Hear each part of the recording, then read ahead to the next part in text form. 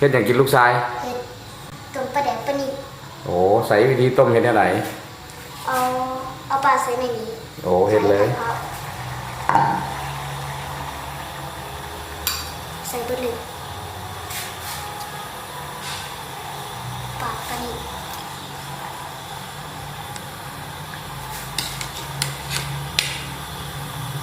จับใส่เอาจับใส่เลยก็ได้บ่เอาใส่ไปเลย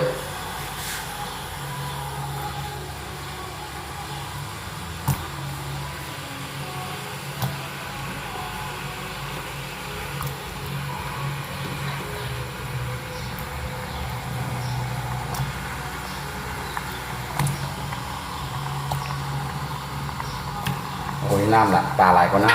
ำใส่อย่างแน่ใส่อย่างเติมมีน้ำปลาแดกเด้มะเขือพงฮะน้ำปลาแดกนะใส่เบดเลยใส่น้ำปลาแดกก่อนเทใส่หมดเลยใส่เบดก่อน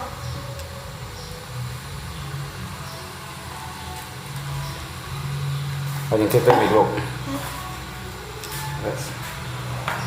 ใส่มะเขือพงมะเขือแล้วก็แป้งนัวเอาใส่เลยเอาใส่เลยใส่เบดหรอนั่นนะเอาย้อไปถ้วยมาเทใส่เลย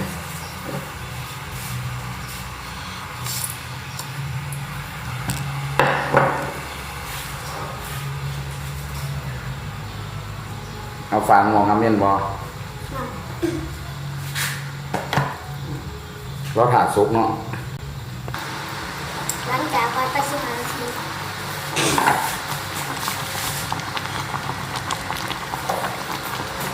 กินหอมดีเนาะ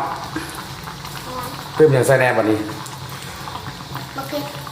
เอาเผ็ดบ่เอาใส่เลยเผ็ดใส่เบดจานโอ้พร้อมเสิร์ฟแล้วบ่เอาพร้อมเสิร์ฟปิดไฟ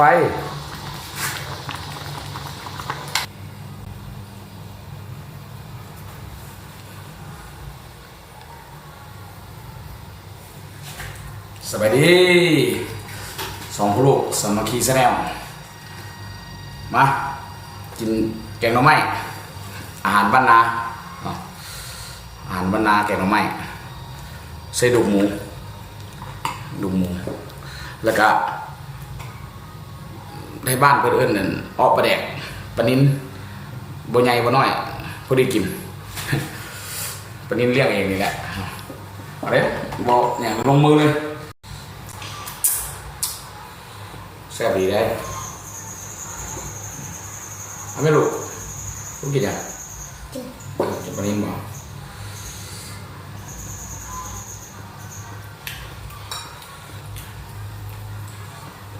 เอาเฮ็ดตามปน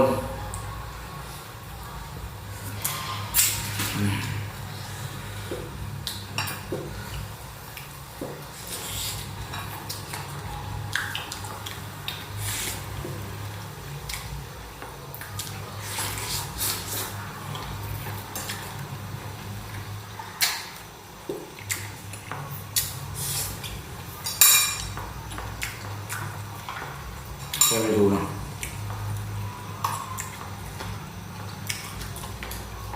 แกงน้ำมันใส่ผักกระเทียมมากินน้ำกันสองพ่อลูกกินนี่บอกว่าได้เลย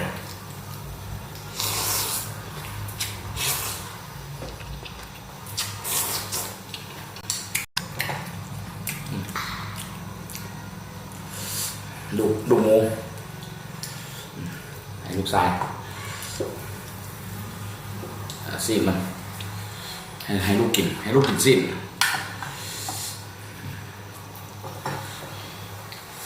แกงมาใหม่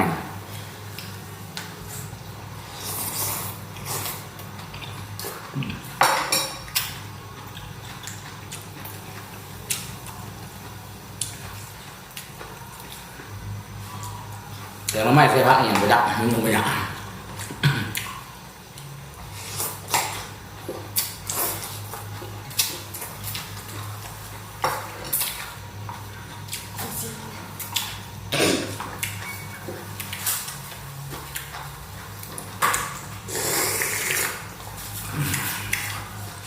วางเลย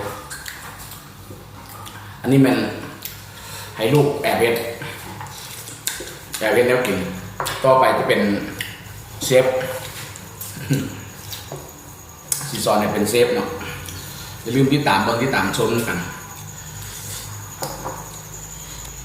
เมนูหน้ากินไข่เมนูเริ่มแรกกินไข่เลย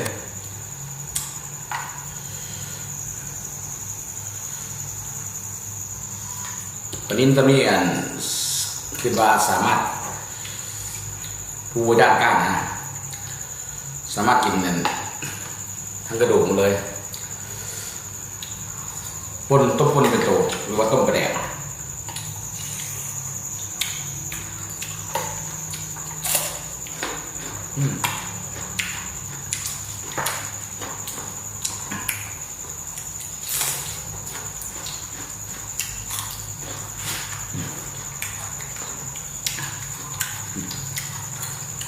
ส่วนน้ำแดดกระบาด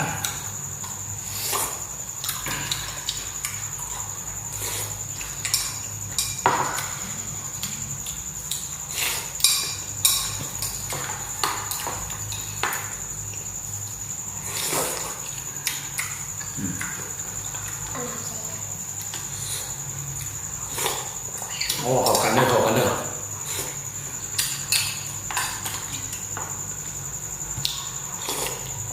วางลูก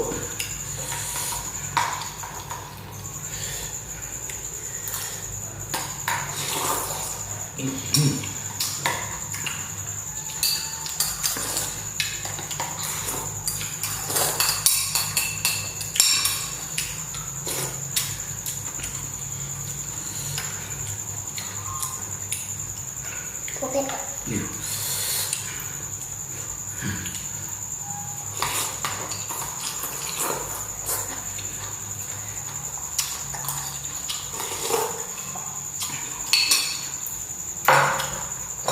เขือ เมนูแรกที่ลูกตายเห็นมันจะเกิดมาหาเห็ดได้นี่พอบอกเลยเอาทั้งไส้เอาทั้งไส้เนี่ยแซ่บเลยเดี๋ยวกินเบิ่งแล้ว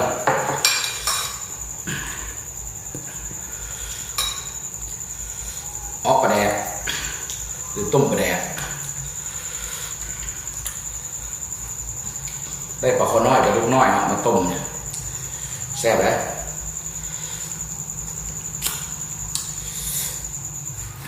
เขาได้นิดหน่อยบูมีนั่นกินหมักกินตุ้ยคือสิแกคือสินายแกแหละ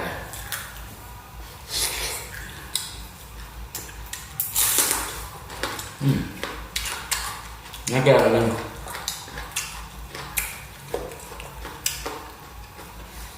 ลูกตากินหรอกินนะ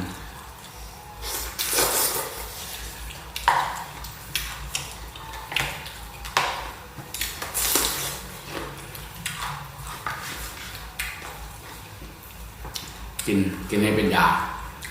กินเพื่อนอนรับดีเนาะมื้อละหมาด2 น้ำ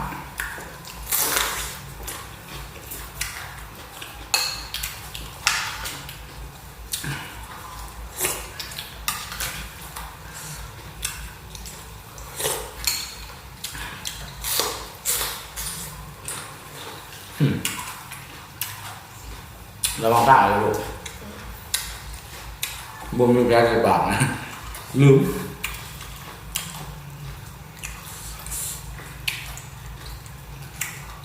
งอกบวก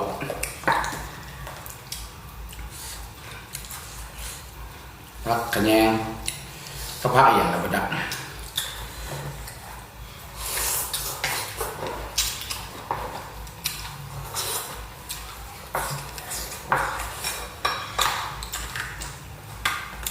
ง่าย